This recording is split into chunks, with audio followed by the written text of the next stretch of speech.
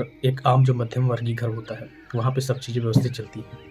वहाँ फिक्स होता है इतने बजे उठना है, इतने बजे सोना है। जैसे उठेंगे इस टाइम बच्चों की बस आनी है, इस टाइम में लंच रेडी होना है, इस टाइम ब्रेकफ़ास्ट रेडी होना है, इस टाइम में सारी चीज़ें जो हैं व्यवस्थित रहती हैं। ब्रेकफ़ास्ट, लंच, डिनर ये सारी चीज़ फिक्स रहती हैं। इस टाइम पति जो है ऑफ़िस चले जाएँगे, पत्नी इस टाइम ये सीरियल देखेंगे, इस टाइम वो फ्री होके ये काम करेंगे, साफ-सफाई जो भी है एक्सेट्रा, एक्सेट्रा। और जीवन में सारी चीज़ व्यवस्थित चलती है उनकी। इस दिन शॉपिंग करने जाना है, इस दिन मूवी देखने जाना है, इस दिन साथ में बैठ के बात करना है, वो फिक्स होता है।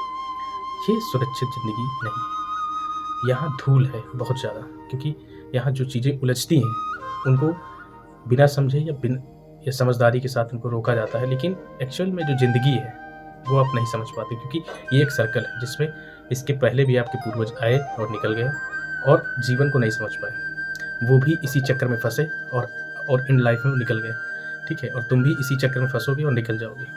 अगर जीवन को देखना है, समझना है कि एक्चुअल जीवन क्या है, वास्तविकता क्या है जीवन को, तो जीवन को असुरक्षित ढंग से जियो। कभी आपने देखा है जो माउंट एवरेस्ट पे चढ़ाई करता है, पहाड़ों पे चढ़ता है, जो सी ड्राइविंग करता है, जो दौड़ता है, कुछ असीमित क्षमताएँ उसकी विकसित होती हैं।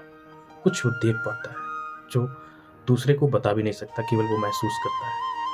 उन क्षमताओं को जानने का प्रयास करो। आप जिस चक्कर में फँसे हुए हैं, वो जीवन का इस तरह का चक्कर है जिसमें से आप कभी निकल नहीं सकते हो। और इसी धूल में फँस के कितने लोग चले गए, आप भी चले जाओगे।